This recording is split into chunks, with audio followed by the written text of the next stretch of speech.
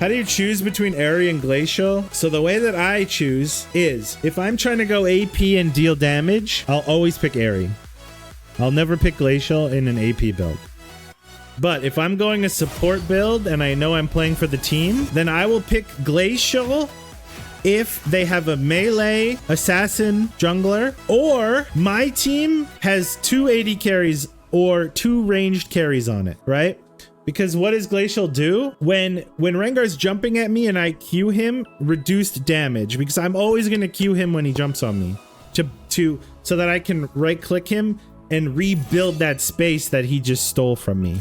Because when you right click the person you targeted, or when you auto attack the person you targeted, you go back to your auto attack range, so it'll kick you out. So then the Glacial will help reduce damage and slow Rengar to widen that gap of space that I build between him. But the other thing that Glacial does is it buys space, so it allows your team to kite easier. So if you have 280 carries that the only way they can get their damage off is if they're able to kite effectively, that slowing field from Glacial just provides them that much of an easier time to get their damage off and to kite the enemy assassins or carries. So that's kind of how I choose. It's basically like Glacial's really good if you have ranged carries on your team, or if they have melee assassins. Otherwise, it's just Aery all the time. Aery's just better. In my opinion, Aery's better in more cases. Seems like Ivern counters Rengar. In that game, it might have felt like it. But if the Rengar ever gets ahead, or if the Rengar, let's say we have a bad fight at Krugs and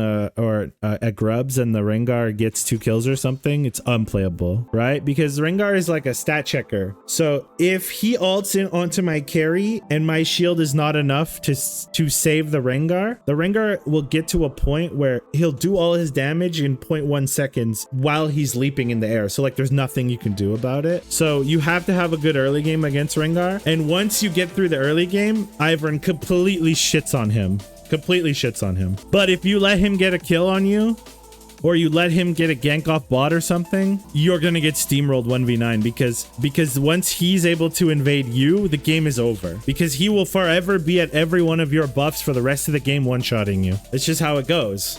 It's the same thing with Kayn. Exact same thing with Kayn. Kayn's early game sucks unless he can get himself a Serpent's Fang.